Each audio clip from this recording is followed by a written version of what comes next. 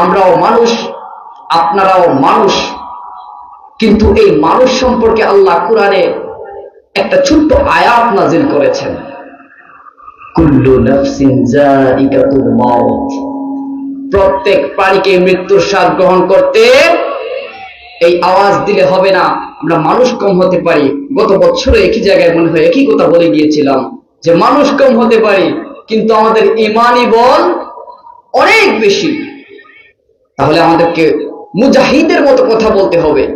ময়দানে নামার পরে ধীরে ধীরে কথা বললে হবে না। ময়দানে নামার পরে আল্লাহু আকবার এইভাবে গর্জন দিয়ে কথা বলতে হবে, যাতে এক একটা তাকবীরে তাকবীরে বাতিলের তাকটা এমন ভাবে কেঁপে ওঠে, যেমন ভাবে কেঁপে উঠেছিল আশার আলো হযরতে মুহাম্মদ মুস্তাফা সাল্লাল্লাহু আলাইহি ওয়াসাল্লাম যখন এই দুনিয়াতে আগমন করেছিলেন। মা আমিনা বলেন, আমি দেখতে পেলাম আমার ভেতর থেকে একটা আলোক রশ্মি বের হয়ে ওই যুগের রোম সম্রাটের বিশাল বারান্দা এইভাবে ফাটল ধরিয়ে দিয়েছিল। ঠিক ওইভাবে আমাদের ঈমানটাকে মজবুত করতে হবে, যেন আমাদের এক একটা তাকবীরে তাকবীরে বাতিলের তাখত পর্যন্ত কেঁপে ওঠে। তো জোরে জোরে কথা বলতে হবে। আমরা সবাই জানি কুল্লু নাফসিন যায়িকাতুল মাউত এর অর্থ কি তাও আমরা জানি। প্রত্যেক প্রাণীকে মৃত্যুর স্বাদ গ্রহণ করতে। এবার আপনি একটু চিন্তা করেন, আপনার পরিবারে আপনার বাবা, আপনার মা, আপনার দাদা, আপনার দাদি, এমন মানুষ কি কবরে আছে না নাই? থাকলে কি হবে? তারা মারা যাওয়ার পরেও আপনার ঘরে কি কোনো অনুষ্ঠান হচ্ছে না? কথা বলতে হবে, আপনার ঘরে কি কোনো অনুষ্ঠান হচ্ছে না? হচ্ছে। এবার চিন্তা করেন, যখন আপনি মারা যাবেন, আপনাকে যখন কবরে রাখা হবে, 3 টুকরা কাপড়ের ভেতরে আপনাকে মুড়িয়ে আপনার উঠানের মধ্যে আপনাকে রেখে দেয়া হবে। আপনার নামটা আর আপনার নাম থাকবে না। আপনার বন্ধু এসে বলবে লাশটা কোথায়, আপনার আত্মীয় স্বজন এসে বলবে লাশটা কোথায়। আপনার এত সুন্দর নাম, যেই নাম শুনলে মানুষ থর থর করে কেঁপে উঠত, যেই নাম শুনলে অনেক বড় বড় লিডাররা চেয়ার ছেড়ে আপনাকে চেয়ার দিয়ে দিত, যেই নাম শুনলে যে কোনো কিছু চুটকির মাধ্যমে হয়ে যেত, ওই নামটা লাশে পরিণত হয়ে যাবে। এমন একটা দুনিয়ায় বাস করি, যেই দুনিয়া আল্লাহ পাক রব্বুল আলামিন এমন একটা স্ট্র্যাটেজির মাধ্যমে সাজিয়েছেন, এমন একটা গোলক চক্র বানিয়েছেন, যার মধ্যে আল্লাহ পাক রব্বুল আলামিন আপনাকে আমাকে প্রেরণ করেছেন আমাদেরকে পরীক্ষা করার জন্য। সময় তো শুধু আমি 2টা আয়াত তেলাওয়াত করেছি কোরআন থেকে, ইহদিনাস সিরাতাল মুস্তাকিম সিরাতাল লাযিনা আন'আমতা আলাইহিম। আরেকটা তেলাওয়াত করেছি রিজালুল লা তুলহিহিম তিজারাতুন ওয়ালা বাইউ আন যিকরিল্লাহ। এই 2টা আয়াত নিয়ে আপনাদের সামনে আজকে আলোচনা করব। আজকের আলোচনা, আমরা মানুষ কম, সময় কম, এই 1 ঘন্টা আধা ঘন্টার ভিতরে আমরা চেষ্টা করব যাতে আমরা একটা জিনিস হলেও শিখতে পারি। আমি ছোট্ট মানুষ, আমার ভুল হইতেই পারে, যদি ভুল হয় ধরিয়ে দিবেন, আপনার কাছে চিরকৃতজ্ঞ থাকবো। তো প্রথম আয়াতটি তেলাওয়াত করেছি, যেটা আল্লাহ পাক রব্বুল আলামিন হেদায়েত সম্পর্কে মানুষকে বলেছেন। দ্বিতীয় আয়াতটা হেদায়েত সম্পর্কে। হেদায়েত নিয়ে আজকে আলোচনা হবে, কিভাবে হেদায়েত পাইতে হয়, হেদায়েত পাইতে হলে কোন কোন ক্যাটাগরিতে আপনাকে যেতে হবে, কিভাবে আপনি হেদায়েত পাবেন, এগুলো নিয়ে ছোট্ট আলোচনা করব। তার আগে মৃত্যু নিয়ে বললাম, এর কারণ হচ্ছে আজকের এই মাহফিলের জায়গায় যদি একটা কনসার্ট হইতো, আমরা আমাদের আশেপাশে, আমাদের সিলেটে অনেক বেশি ওরস হয়, ওরস হয় না?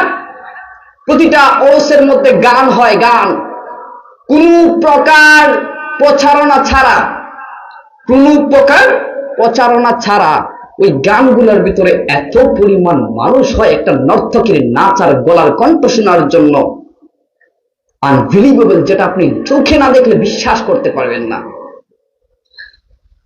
আজকে এই মাহফিলে মৃত্যুর কথা প্রথমে বললাম, এত সুন্দর একটা মাহফিল সাজানো হয়েছে, আল্লাহ রাসূলের বাগান সাজানো হয়েছে, অথচ আমাদের মাহফিলটা এখনো সম্পূর্ণরূপে পরিপূর্ণ হয় নাই। যদি মানুষ এটা রিয়েলাইজ করতে পারতো যদি মানুষ আসলেই বুঝতো, যদি মানুষ আসলেই আমার আল্লাহকে ভয় করত, যদি মানুষ আসলেই এইটা বিশ্বাস করত যে আমি মারা যাব। মানুষ সবাই বলে যে আমি মৃত্যুকে ভয় পাই, কিন্তু আমি রেদওয়ান আল আজাদি বলি যে না, আপনি মৃত্যুকে ভয় পান না।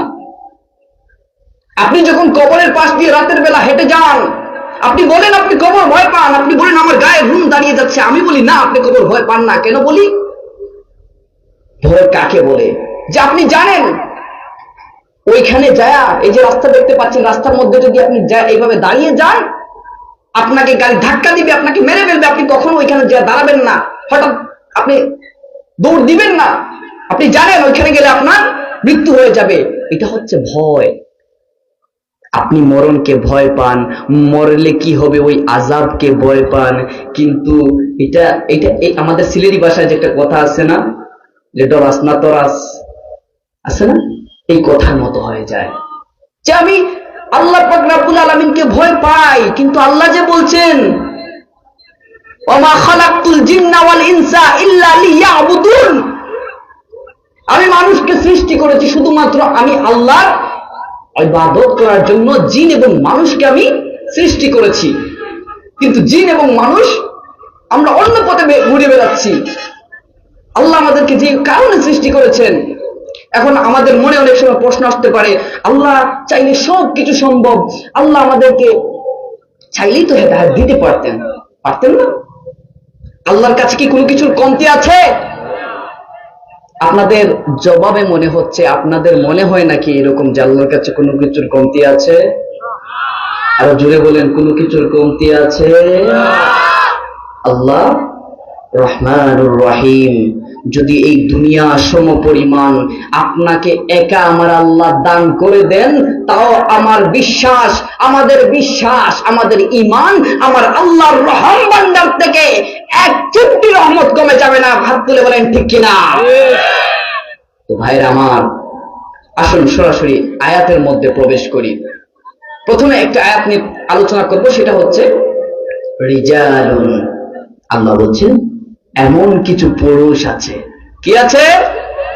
পুরুষ আছে। আল্লাহ নির্দিষ্ট করে বলছেন। আল্লাহ কোরআনে অন্য জায়গায় বলেছেন ইয়া আইয়ুহান নাস, ইয়া আইয়ুহাল্লাযিনা আমানু, ইয়া আইয়ুহান নাস। আমার আল্লাহ যত জায়গায় বলেছেন সম্পূর্ণ মানুষদেরকে আল্লাহ সিলেক্ট করে কথাটা বলেছেন, সবাই, এটা আম, সবার জন্য। ইয়া আইয়ুহান নাস, হে মানুষ সম্প্রদায়। যখন আল্লাহ বলেন ইয়া আইয়ুহাল্লাযিনা আমানু, তখন আমার আল্লাহর প্রতি আপনার একটা দাবি তৈরি হয়ে যায়, দাবি যে আমি বিশ্বাস করি আমার আল্লাহকে। আমার আল্লাহ এই কথার মাধ্যমে এই কথার বাস্তবায়ন রূপ দিয়েছেন, ইয়া আইয়ুহাল্লাযিনা আমানু, হে ঈমানদারগণ। ঠিক ওইভাবে এই আয়াতের প্রথমেই আমার আল্লাহ বলছেন রিজালুন, কিছু পুরুষ আছে। আমরা এখানে যারা আছি সবাই তো পুরুষ, ঠিক না? এই পুরুষদের মধ্যে কিছু পুরুষ আছে যেই পুরুষদেরকে আল্লাহ সিলেক্ট করেছেন। এই পুরুষদের সম্পর্কে আল্লাহ কি বলেন? প্রথমে আমি শাব্দিক অর্থ দিয়ে বুঝাই। রিজালুল লা তুলহিহিম, এই পুরুষদেরকে কখনো বিরত রাখতে পারে না তিজারাতুন, ব্যবসা বাণিজ্য, ওয়ালা বাইউন, এমনকি বেচা কেনা, আন যিকরিল্লাহ, আল্লাহর জিকির থেকে, ওয়া ইকামিস সালাহ, সালাত কায়েম থেকে, ওয়া ইতাইজ যাকাহ, যাকাত দান থেকে। ওই সমস্ত পুরুষদের কথা বলছেন। এই পুরুষরা সেই পুরুষ যারা আল্লাহর নৈকট্য পাওয়ার জন্য সাধু সেজে পাহাড় পর্বতে চলে যাচ্ছে না, সন্ন্যাসী হয়ে বনে জঙ্গলে চলে যাচ্ছে না। এরা এই সমাজেই বাস করে এমন কিছু পুরুষ যারা আল্লাহর এমন পছন্দের যে যে কোনো সময় তাদেরকে কোনো ব্যবসা বাণিজ্য, দুনিয়ার চাকরি বাকরি, দুনিয়ার কোনো ব্যবসা বাণিজ্য, দুনিয়ার বেচা কেনা, এই পুরুষদেরকে আল্লাহর রাস্তা থেকে, আল্লাহর জিকির থেকে কখনো ফিরিয়ে দিতে পারে না। আল্লাহ এমন ভাবে কিছু পুরুষদেরকে সিলেক্ট করেছেন। আল্লাহ পাক রব্বুল আলামিন কোরআনের অন্যত্র আয়াতের মধ্যে বলেন, আল্লাহু ইয়াহদি মান ইয়াশাউ সিরাতাল মুস্তাকিম।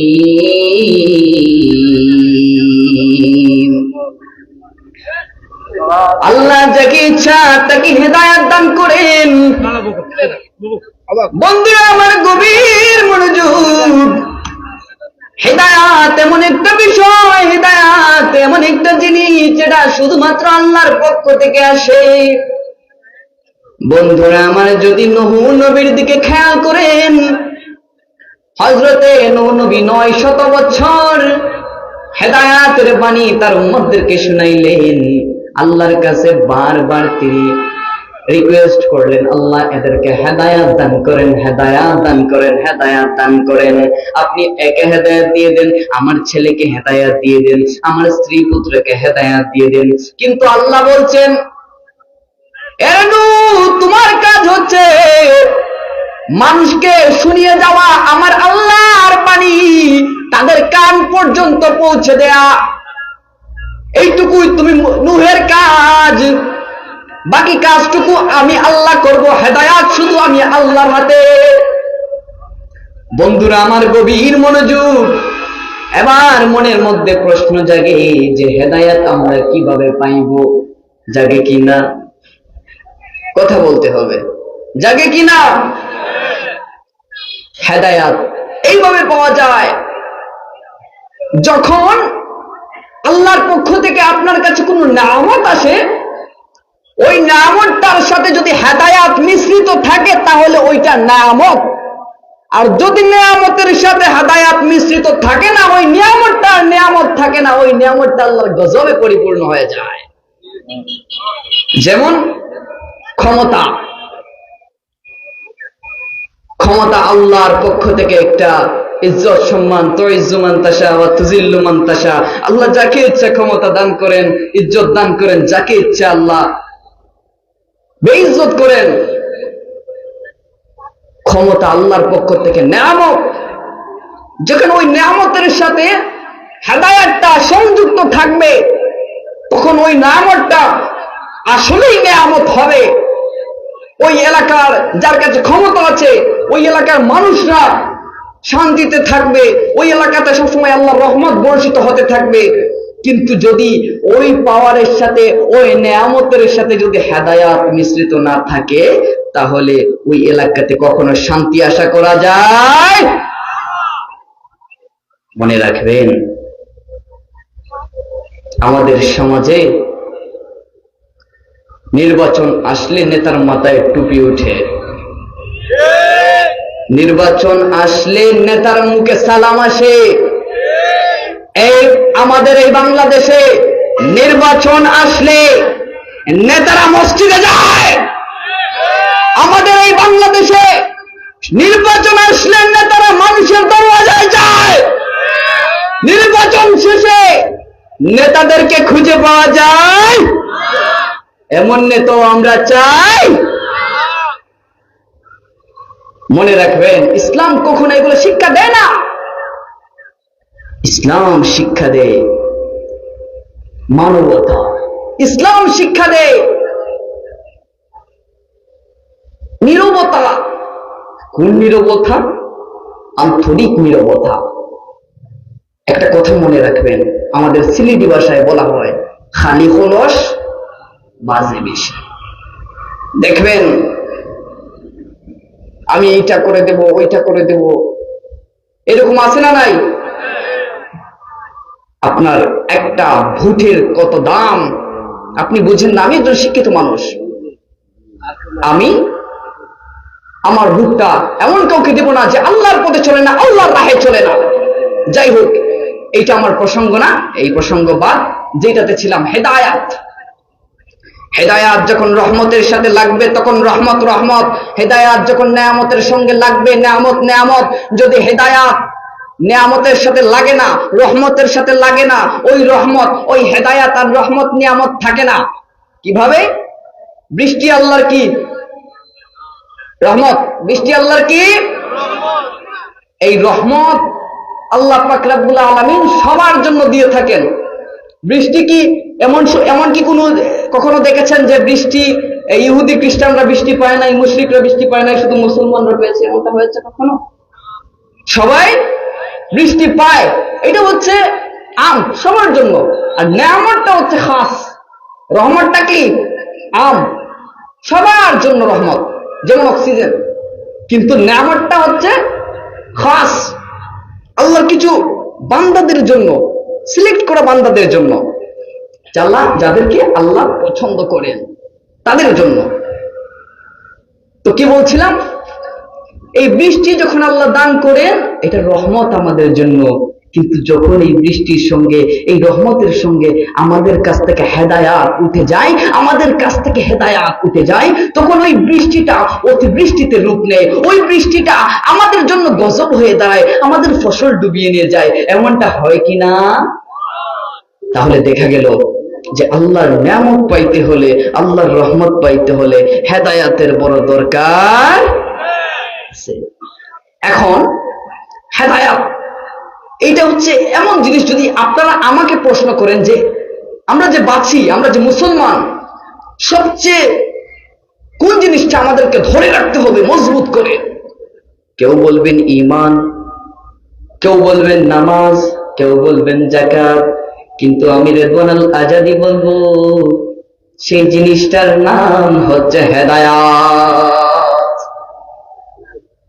হেদায়াত পাইতে হলে কিভাবে হেদায়াত পাবেন? ছোট্ট একটা ঘটনা বলি।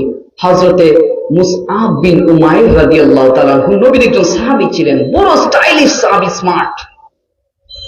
এমন স্টাইলিশ সাহাবী কিতাবের বর্ণনায় খুবই কম পাওয়া যায়। ঐশ্বর্য, সম্পদের মালিক, হাতের মধ্যে যুগের সেরা ব্রেসলাইট, যুগের সেরা চেন, স্টাইলিশ, যুগের সেরা হেয়ার কাট, যুগের সেরা জামা। তখনকার প্রচলন ছিল ইয়ামেনি জুতা। ইয়ামেনি জুতাগুলো সকল যারা একটু স্ট্যান্ডার্ড ছিল তাদের পায়ে পায়ে থাকতো। তো ওই স্ট্যান্ডার্ড গুলোর মধ্যে সবচেয়ে দামি জুতাটা মুসআব বিন উমাইর রাদিয়াল্লাহু তাআলা আনহুর পায়ে থাকতো। অনেক ধনী পরিবারের একজন ব্যক্তি ছিলেন, যুবক ছিলেন। হযরতে মুসআব বিন উমাইর রাদিয়াল্লাহু তাআলা আনহু যখন ঈমান আনয়ন করেন, নবীজি মুসআব রাদিয়াল্লাহু তাআলা আনহুর বুকের মধ্যে হাত রেখে তেলাওয়াত করলেন, আল্লাহু ইয়াহদি মান ইয়াশাউ সিরাতাল মুস্তাকিম। পড়ে সুবহানাল্লাহ। যার বুকে আমার নবী হাত দেন, যার বুকে আমার নবীর হাত মুবারক লেগে যায়, যার বুকের মধ্যে আমার নবী হাত মুবারক রেখে আসমানি বাণী তিলাওয়াত করে, ওই ব্যক্তির কাছে হেদায়াত আসা কি আর বেশি দূরে? হযরতে মুসআব বিন উমাইর রাদিয়াল্লাহু তাআলা আনহু হেদায়াত হয়ে গেলেন, ইসলাম কবুল করে নিলেন, বড় শান্তি পাইলেন অন্তরের ভিতরে। কিন্তু মুসআব বিন উমাইর রাদিয়াল্লাহু তাআলা আনহুর মা, তিনি অনেক বড় একজন সম্পদের মালিক ছিলেন, মালিকা ছিলেন। তার কানে যখন এই বিষয়টা গেল, হযরতে মুসআব বিন উমাইর রাদিয়াল্লাহু তাআলা আনহুকে তিনি বন্দী করে ফেললেন, বন্দী করে রাখলেন, খাবার দিলেন না, আঘাত করলেন, কষ্ট দিলেন। তাকে হুমকি দেয়া হলো, তোমার যে সম্পদ আছে, তুমি আমার ছেলে হওয়ার কারণে যে আমার এই প্রচুর সম্পদ, এইগুলো তোমাকে দেয়া হবে না, তোমার কাছ থেকে ছিনিয়ে নেওয়া হবে। কিন্তু মুসআব বিন উমাইর রাদিয়াল্লাহু তাআলা আনহু ওই বন্দী থাকা অবস্থা থেকে পালিয়ে তিনি চলে গেলেন আফ্রিকার ইথিওপিয়ায়। বন্ধুরা আমার, গভীর মনোযোগ। আফ্রিকার কাঠফাটা রোদ সেই স্টাইলিশ সাহাবীর সুন্দর ফর্সা চামড়াটাকে পুড়িয়ে একদম থেতলা করে দিয়েছে রে ভাই। মানুষ দেখলে সেই মুসআব বিন উমাইরকে চিনতে পারে না। কোন মুসআব বিন উমাইর? যে মুসআব বিন উমাইর সম্পূর্ণ যুগের সেরা একজন মানুষ ছিলেন, রোল মডেল ছিলেন, যাকে দেখলে অন্য যুবকরা স্টাইল করে। যার স্টাইল ফলো করে অন্যান্য যুবকরা স্টাইল করে, যিনি রাস্তা দিয়ে হেঁটে গেলে পারফিউমের ঘ্রাণে মানুষ মুগ্ধ হয়, এমন ঐশ্বর্যের মালিক যিনি রাস্তা দিয়ে হেঁটে গেলে যুবতী নারীরা তাকে তার করে পাওয়ার জন্য আকাঙ্ক্ষা করে। ওই মুসআব বিন উমাইর ইসলামের জন্য নিজের সুন্দর চেহারাটাকে আকাশের রোদের নিচে থাতলা করে দিলেন। তার গায়ে পড়লেন একটা বস্তার মতো কাপড়। ইসলাম মানুষকে কেমন পরীক্ষা করে, কেমন পরীক্ষা নেই। আমরা এমন মুসলমান হয়েছি, ছোট্ট একটা পরীক্ষার সম্মুখীন হয়ে গেলে আল্লাহর পক্ষ থেকে ছোট্ট একটা পরীক্ষা যখন আসে, আমরা কি বলি? আমরা বলি, আল্লাহ কি তাহলে আমার এই দেখছনি? আছে না নাই? আল্লাহ কি শুধু আমাকেই দেখলেন? কিন্তু বান্দা বুঝে না যে আল্লাহ যখন পরীক্ষা দেন তার বান্দাদেরকে, যদি উত্তীর্ণ হয়ে যায় সে আল্লাহর খাস বান্দা হয়ে যায়। প্রত্যেকটা বান্দার আল্লাহর সাথে একটা পার্সোনাল সম্পর্ক থাকে। কি থাকে? পার্সোনাল সম্পর্ক। কেমন সম্পর্ক? আপনি যখন আপনার ঘরে ওযু করেন ফজরের নামাজের সময়, এই শীতের সময় আপনি কিন্তু ওযু না করেও নামাজটা পড়তে দুনিয়ার কোনো মানুষ দেখছে? আওয়াজ দিয়ে কথা বলেন, দুনিয়ার কোনো মানুষ দেখছে? আপনি চাইলে পারতেন, কিন্তু আপনি তখন এই ঠান্ডার মধ্যে কাপড়টা উঠায়া ঠান্ডা পানি দিয়ে যে ওযু করলেন, এর মাধ্যমে আপনি কি প্রমাণ করলেন? যে আমার একজন রব আছেন, ওই রব আমাকে দেখছেন। আমি সবাইকে ধোঁকা দিতে পারলেও আমার রবকে পারবো না দিতে ধোঁকা। আমার একজন রব আছেন। এই বিশ্বাসটা নিয়ে যখন আপনি ওযু বানান, তখন আল্লাহ ডাক দিয়ে কয়, ফেরেশতা, আমার বান্দা কি সবার চোখের আড়ালে পারতো না আমি আল্লাহকে ধোঁকা দিতে? কেউ তো তাকে দেখছে না। বুখারী শরীফে আছে, বান্দা যখন গুনাহ করে, গুনাহ করার পরে যখন বলে, ইয়া রাব্বুল আলামিন, ওগো আল্লাহ আমাকে মাফ করে দাও, আমি বড় গুনাহগার, আমাকে মাফ করে দাও, আমি আর নিজের উপর জুলুম করব না। মালিক, তোমার সাথে বারবার ধোঁকা দিয়ে দিই, তোমাকে বারবার কথা দিয়ে কথা রাখি না, ওগো মালিক মাফ করে দাও। বুখারী শরীফের হাদিস। তখন মালিক ডাক দিয়া বলেন, এ ফেরেশতা, আমার বান্দা গুনাহ করেছে, গুনাহ করার পরেও যে আমি মালিক, তার একজন মালিক আছি, এই বিশ্বাস নিয়ে সে আমার কাছে চাইতেছে। তার যে একজন মালিক আছেন, তার একই আছে। এইভাবে ফেরেশতাদেরকে জিজ্ঞাসা করেন। ফেরেশতারা বলে, হে আল্লাহ, একই না থাকলে কি আপনাকে ডাকে? একই না থাকলে কি সে আপনাকে ডাকে? আল্লাহ বলেন, যা, আমার বান্দাকে আমি মাফ করে দিলাম। আমার আল্লাহ আপনাকে মাফ করার জন্য, আমাকে মাফ করার জন্য এই ছোট্ট জীবনে এমন এমন গুনাহ করেছি যে আল্লাহ পাক রব্বুল আলামিনের সামনে দাঁড়ানোর মুখ রাখি না। কত ওয়াক্ত নামাজ কাজা করেছি, হিসাব দিতে পারবো না। কোন মুখ নিয়ে আমি আল্লাহর কাছে দাঁড়াবো? কোন মুখ নিয়ে আমি আমার নবীজির শাফায়াত সেদিন আশা করব? মনে রাখবেন, আল্লাহ আপনার জন্য ওসিলা তালাশ করেন। মালিক হওয়া সত্ত্বেও যিনি বলেন আনাল কাহার, যিনি বলেন আনা মালিকাল মুলক, আমি রাজাদের রাজা, রাজাধিরাজ, আমার বড় কেউ নাই।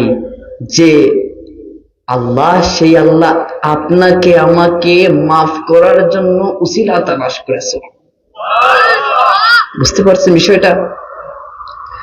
আমরা কি করি? আমরা যখন নামাজে দাঁড়াই, যুবক ভাইরা লক্ষ্য করবেন, নামাজে দাঁড়ানোর পরে দুনিয়াবি যত চিন্তা, যত দুশ্চিন্তা, যত খেলার খবর, যত রাজনৈতিক খবর, সব আমাদের দিমাগে আসে না নাই? শিখতে চান কিভাবে ওইটাকে ফিরে আসবেন? বলবো,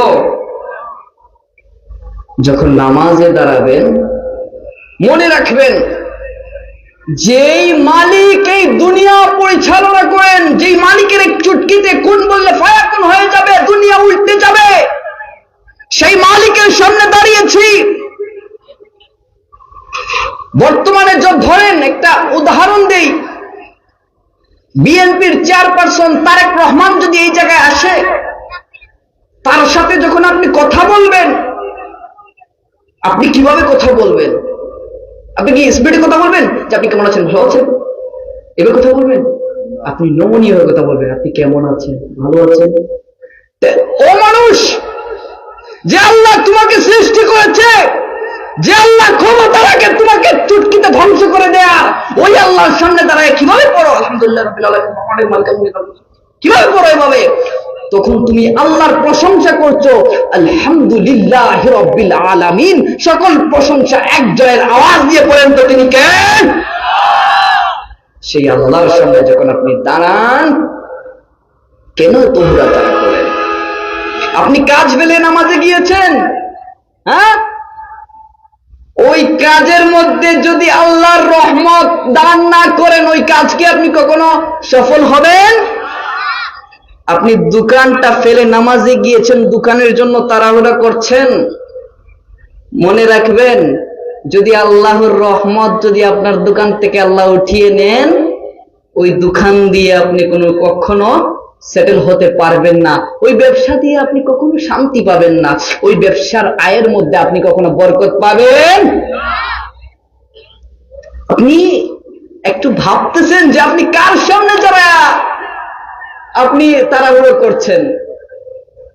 ধরেন এই যে গয়াস মিয়া সাহেব, আমাদের সাবেক চেয়ারম্যান, উনি বললেন আমাকে, তোমাকে 5 বার আমার সাথে দেখা করতে হবে প্রতিদিন, এর জন্য তোমাকে আমি প্রতিদিন 5 লাখ টাকা দেব, প্রতিদিন 5 লাখ টাকা দেব, এর বিনিময়ে তোমাকে আমার সাথে প্রতিদিন 5 বার দেখা করতে হবে। তাও দেখা করে কি করতে হবে? তোমার যা লাগে তুমি চাইবা, তোমার যা লাগে তুমি চাইবা। এখন আমি কি করব? মাত্র 5 বার দিনে দেখা করার জন্য 5 লক্ষ টাকা। আশ্চর্য বিষয় না? যুবকরা, আপনারা বলেন, আপনারা কি করবেন? এটা অ্যাকসেপ্ট করবেন না? এবার একটু চিন্তা করেন, এই যে মগজ আছে মাথার ভেতরে, এগুলা কাজে লাগান। এই দুনিয়ার উদাহরণটা কত সুন্দর দিলাম, যে 5 লাখ টাকা দিবে, দুনিয়াবি সম্পদ দিবে, আমি প্রতিদিন 5 বার যাইবো, অবশ্যই যাইবো, কেন যাইবো না? 5 লাখ টাকা শুধু দেখা করার জন্য। তাহলে এইটা কেন মাথায় নাই? যে আল্লাহ প্রতিদিন 500 লিটার অক্সিজেন তোমাকে ফ্রিতে দেয়, যে আল্লাহ তোমাকে রিজিক দেয়, যে আল্লাহ তোমাকে 2টা হাত দিয়েছে, যে আল্লাহ তোমাকে 2টা পা দিয়েছে, যে আল্লাহ একটা ব্রেন দিয়েছে, যে আল্লাহ একটা মন দিয়েছে, কখনো কি আল্লাহ বলেছেন যে এগুলার ভাড়া দাও? বলেছেন? তাহলে কেন দিনে 5টা বার ওই আল্লাহর দরবারে আমরা যাইতে পারি না? মনে রাখবেন কথাগুলা। বন্ধুরা আমার, আনুষঙ্গিক বিষয়ে অনেক দূরে চলে এসেছি। কথা, হযরতে মুসাব বিন উমাইর রাদিয়াল্লাহু তাআলা আনহু মদিনার আল্লাহর রাসূলের প্রথম, ইসলামের প্রথম রাষ্ট্রদূত ছিলেন মুসাব বিন উমাইর। কে ছিলেন?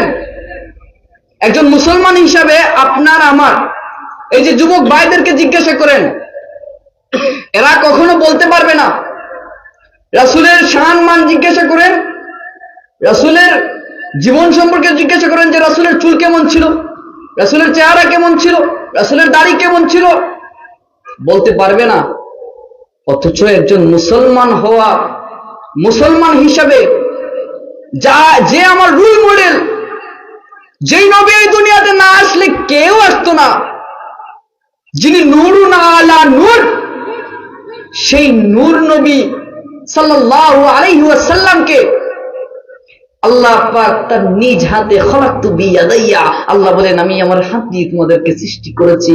আল্লাহ পাক রব্বুল আলামিন কত সুন্দর করে সৃষ্টি করেছেন, কত সুন্দর করে তার নবীকে সাজিয়েছেন, এটা জানা থাকার দরকার না? অবশ্যই দরকার। কিন্তু আমাদের যুবককে জিজ্ঞাসা করেন, কেউ জানবেন না। এগুলো ছোট ছোট ইসলামিক বিষয়গুলো জানা থাকা দরকার।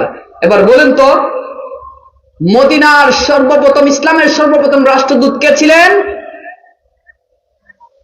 মুসআব বিন উমাইর। কে ছিলেন? আরো যদি বলেন কে ছিলেন? মুসআব বিন উমাইর রাদিয়াল্লাহু তাআলা আনহু। বন্ধুরা আমার, গভীর মনোযোগ। রাত যত গভীর হচ্ছে, আল্লাহ পাক রব্বুল আলামিনের দরওয়াজাগুলো খুলে যাচ্ছে, দুনিয়ার মানুষের দরওয়াজাগুলো ধীরে ধীরে বন্ধ হয়ে যাচ্ছে। দুনিয়ার মানুষের দরজাগুলো এক সময় না এক সময় বন্ধ হয়ে যায়। সব সময় বান্দাদের জন্য যেই দরজাটা খোলা থাকে, আওয়াজ দিয়ে পড়েন তো সেই দরজাটা কার? হযরতে মুসআব বিন উমাইর রাদিয়াল্লাহু তাআলা আনহু ইথিওপিয়া থেকে মদিনার উদ্দেশ্যে রওনা করলেন, কাবা ঘর জিয়ারত করবেন। কাবার উদ্দেশ্যে রওনা করলেন। হযরতে মুসআব বিন উমাইর রাদিয়াল্লাহু তাআলা আনহু সবকিছু হারানোর পরে যখন এসে মদিনায় ঢুকলেন, মক্কায় ঢুকলেন, সকল মানুষ যখন মুসআব বিন উমাইরের দিকে তাকায়, অশ্রুসিক্ত হয়ে যায়, গায়ের লোমগুলো দাঁড়িয়ে যায়। ইয়া রাসূলুল্লাহ, নবী গো, নবী গো, ইসলাম কবুল করলে যে এত কষ্ট সহ্য করতে হয়, মুসআব বিন উমাইরকে না দেখলে বুঝতাম না গো রাসূল। ইয়া রাসূলুল্লাহ, আপনার মুসআব বিন উমাইর মদিনায় ফিরে এসেছে, আপনার মুসআব বিন উমাইর মক্কায় ফিরে এসেছে। ইয়া রাসূলুল্লাহ, তার চেহারাটা জ্বলে পুড়ে ছারখার হয়ে গেছে গো নবী। মুসআব বিন উমাইর, যে মুসআব বিন উমাইর ছিল সেই মুসআব বিন উমাইর নাই। যে মুসআব বিন উমাইর যুগের শ্রেষ্ঠ কাপড় পরিধান করত, সেই মুসআব আর এই মুসআবের মধ্যে আসমান জমিন তফাৎ রয়েছে গো নবী। আমার নবী যখন মুসআব বিন উমাইরের কথা শুনলেন, আমার নবী বড় অশ্রুসিক্ত হয়ে গেলেন। আমার নবীর চোখ মুবারক দিয়ে পানি টপ টপ টপ টপ করে পড়তে লাগলো। আমার নবী ডাক দিয়ে কই, রে মুসআব বিন উমাইর, তুমি যেই কিছু ত্যাগ করেছো, আল্লাহ তোমাকে যেই হেদায়েত দিয়েছে, তুমি যেই হেদায়েতটাকে এমন ভাবে ধরে রেখেছো, রে মুসআব বিন উমাইর, তুমি মনে রেখো আমি রাসূল তোমার সঙ্গে আছি। উহুদের ময়দানে যখন যুদ্ধ হয়, যুদ্ধ সংগঠিত হয়, খেয়াল করে শুনবেন, রাসূলের চাচা হযরতে হামজা রাদিয়াল্লাহু তাআলা আনহুর দেহটা ক্ষত বিক্ষত হয়ে যায়। আল্লাহ রাসূল তেমন একটা রিঅ্যাকশন দেখান নাই। আল্লাহ রাসূল নরমাল ছিলেন, নরমাল ছিলেন। যখন উহুদের ময়দানে আমার নবী শুনতে পেলেন ওই মুসআব বিন উমাইর তার জীবনটা এমন ভাবে দিয়েছে, তার জীবনটাকে এমন ভাবে কুরবান করে দিয়েছে।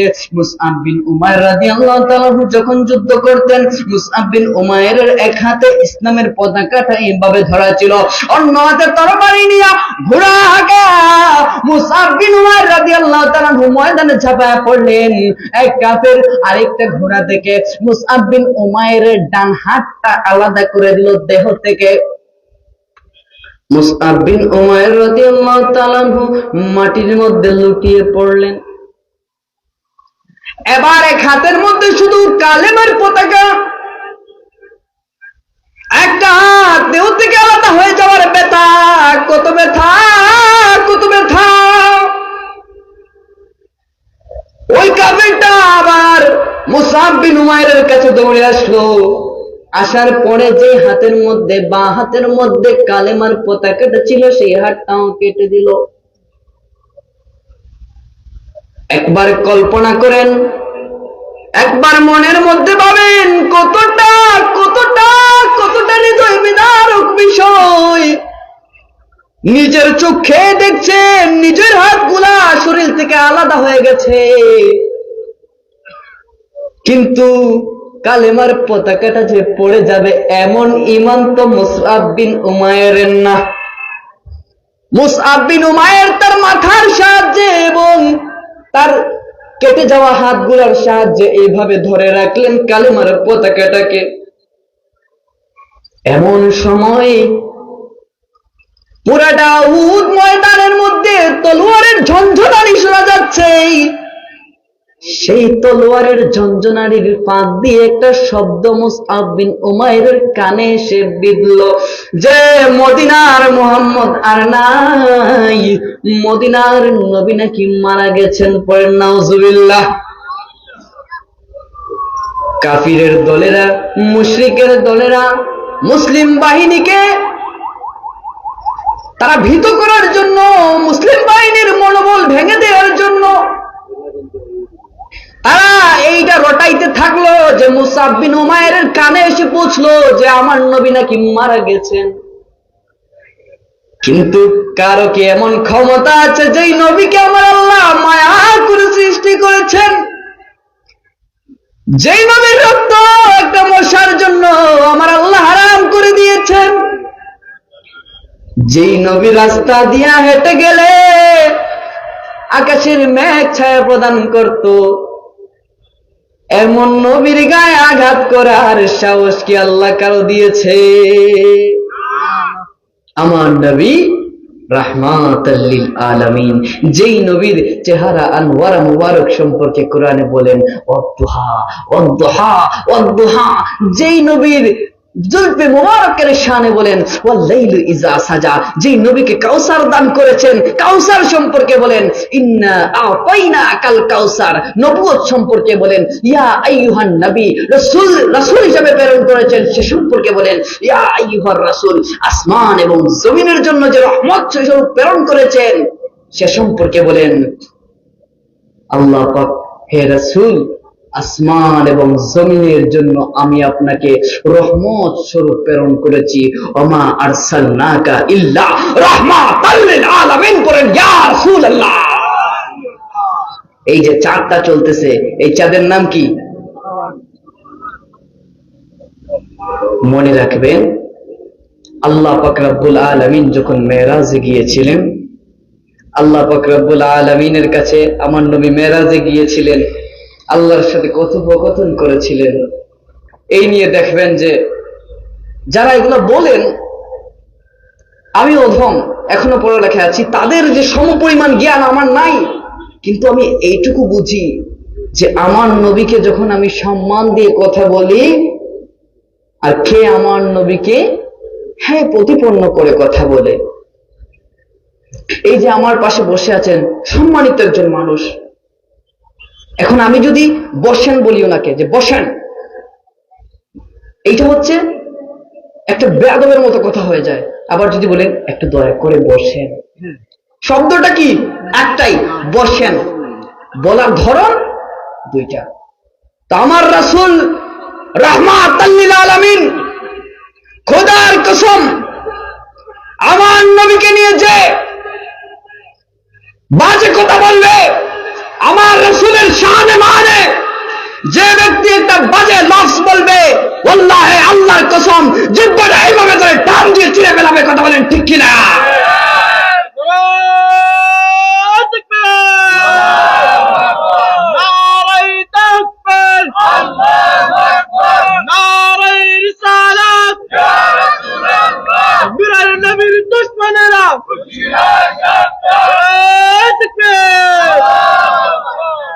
ভাইরা আমার, রজব মাস আসলে, শাবান মাস আসলে, রমজান আসলে, দেখেন এগুলা